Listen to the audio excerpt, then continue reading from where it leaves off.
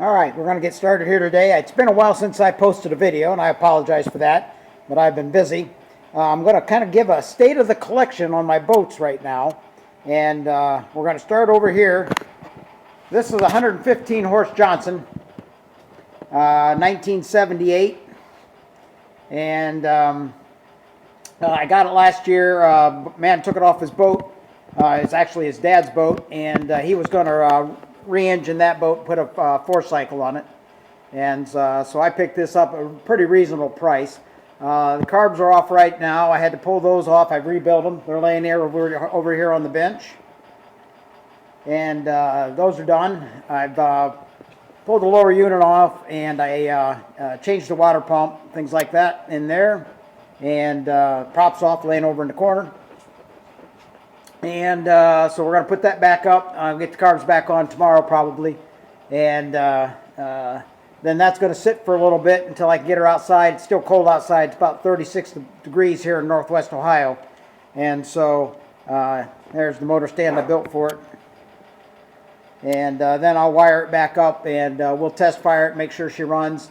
And you'll see in a minute what I plan to do with it.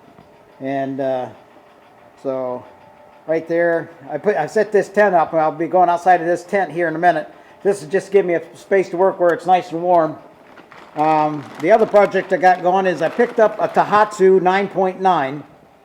9.8, excuse me. This is a 2020 motor.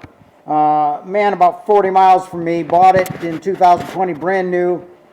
Put it down in his basement, and it's never been in the water. So this is new out of the box. It's never been run. The gas tank is sitting over there for it. It's never had gas in it. In the bag right there at the bottom, that's a gallon of 90 octane E-free gas. As soon as we get just a little bit warmer outside, I'll stick it in some water and start the break-in period. You got to go with 10 seconds or 10 minutes of idle and go through that whole thing. It's about a 10-hour process. The first hour, 2 hours is kind of just idle and putting along. I'll probably do that in a test barrel. And when we get past that, from the 2 hours to 8 hours, it's up to 3/4 throttle with bursts of full throttle, not more than a minute. After the 10 hours, you can go ahead and run the motor as you want it. I ended up getting this motor about $1,000–1,200 off the price of a brand new one, and I thought I got a pretty good deal. Again, the stand I built for that one. Manual's over here on the table, and I've got an hour meter and a tack that I'm going to wire onto it, so I can keep track of the break-in period and things like that. We're going to walk through the shop now. You can see this is a pretty substantial building. It's not mine. I got a good friend that owns it. He allows me to put my stuff in it, and we kind of trade labor back and forth.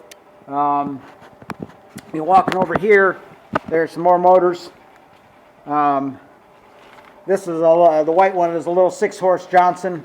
I replaced the head gasket on it. It's got low compression, 30 pounds PSI per cylinder. I really don't know what's going on with it right now. I got the lower unit off. The shaft seal was leaking. I've got a new one of those on it. Prop nut was gone, things like that. The motor has sat for years and years. It was freebie. I've got nothing in it except the parts, but I'll tear that down this summer and figure out why that compression. It may be rings. May I have to have it bored out and some 30 overs put in it. This is my friend's Suzuki. We're going to try to get that going so we can put it on the back of his John boat. And over there is a 9.9 Johnson that I'm going to work on later. So those are what we're working on in this area. And like I said, we're doing a state of the collection, so we're going to keep going. If you notice, there's another boat back here. That's my friend's, not mine. It's his garage, so I guess he gets to have a little space. But this one's mine. This is a 1965 MFG Erie Custom I bought last fall, and it's in real good shape. The man that had it took good care of it. He did remotor it in 1986, and this is a 125 horse force engine. Christ, and then it went to U.S. Marine. That's what this vintage is. The motor does run. I had it serviced. Water pump works. Had a new water pump put in it. I got to do some work on the carb. If you notice on that top carb that the bowl nut is leaking a little bit and starting to get down in there, and it's coming through down on the lower unit and stuff. So, but I'll get that tightened up. That's just an O-ring. Not that big of a deal. The parts and pieces in there, that's the controls for that 115 horse Johnson that's up front, and there's the cowling for it. That whole motor is going to be stripped down, repainted, new decals. It's going to look nice when I'm done. But it's kind of hard to paint when it's this cold out. And then this boat gets cleaned up, and that 9.8 Tohatsu is going to be my kicker for this boater. Take it up to Lake Erie so I can troll for walleye. If this motor doesn't work out, I don't have a lot of confidence in the force engines. The parts are hard to get by. This is an 86. If it runs, it runs. That's great. If not, I'll get that 115 and I'll just swap engines and put that 115 on here. And that's going to be plenty of motor for this boat. And you can see I've already started to clean it up a little bit. It's got some oxidation on the paint. That'll all get cleaned up. Transom's in solid shape. Nothing wrong with it. This boat sat in a garage most of its time. The man I bought it from, real good guy, he said that he never let it sit in the rain and never had a cover on it. It was always garaged, and it hasn't been in the water. The sticker's 2014, so I'll get it up and get it running, get it all polished up before I take it up the lake. I'm told there's walleye up there. I know there's perch, but we'll find out if there's walleye. And that's what we got in here. We got a couple jet skis. These are his as well.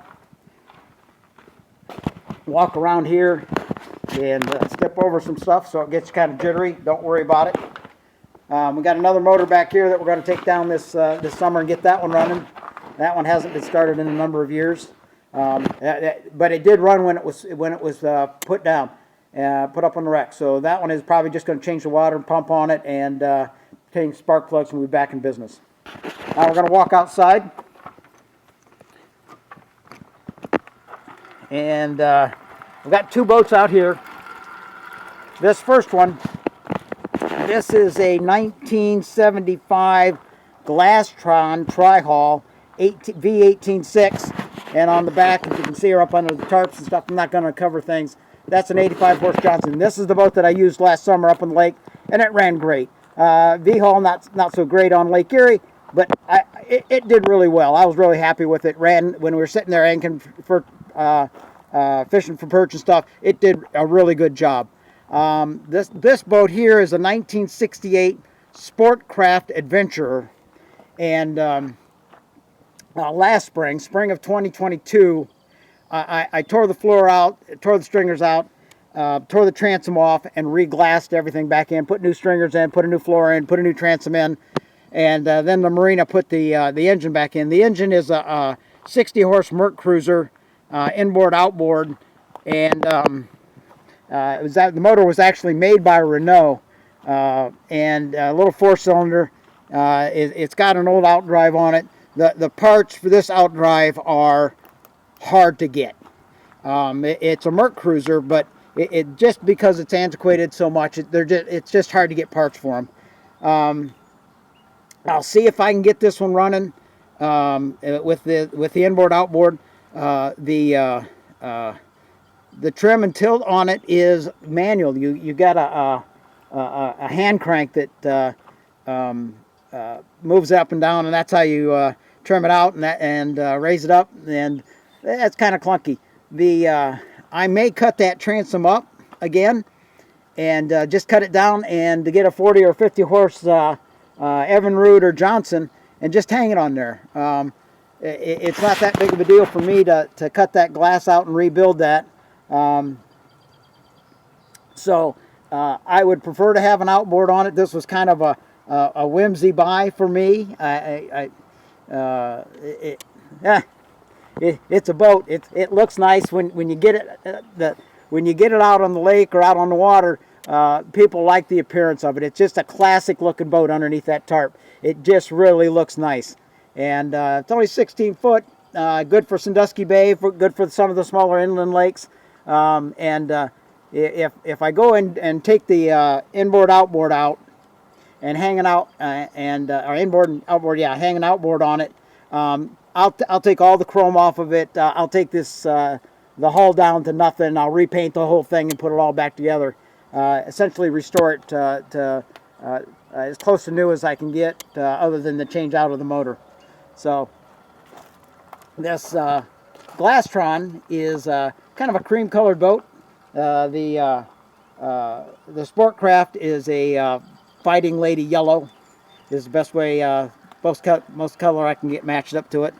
The 85 horse Johnson on this boat here, it really does run nice. I put a new water pump in it and stuff like that. Changed the plugs and did that last summer. I bought that in the summer of 2022, and that boat just, you turn the key and it starts. It just runs great. Going back inside, and so what I'm waiting for is the weather to change. I would like to get up to 40-45 degrees maybe, and I'd feel a little more comfortable putting that new Tohatsu down in some water. Even though I'm inside, I'll swing the doors open and stuff like that, and I'll work on that and get that mostly broke in the shop here before I take it out. If any of you get a chance to comment on this video when I post it, and you don't think that's the right way to do it, let me know. I've got a 2.3 Honda that I bought a couple years ago, and for one of my smaller boats, my aluminum boat, I call it the reservoir boat, and that's how I broke that motor in, and that worked really well. So again, get a chance to comment on this video, and I appreciate it, and I'll be posting them. My plan is when I start to break this in, I'm gonna film that so I can post those videos. So again, thanks for watching.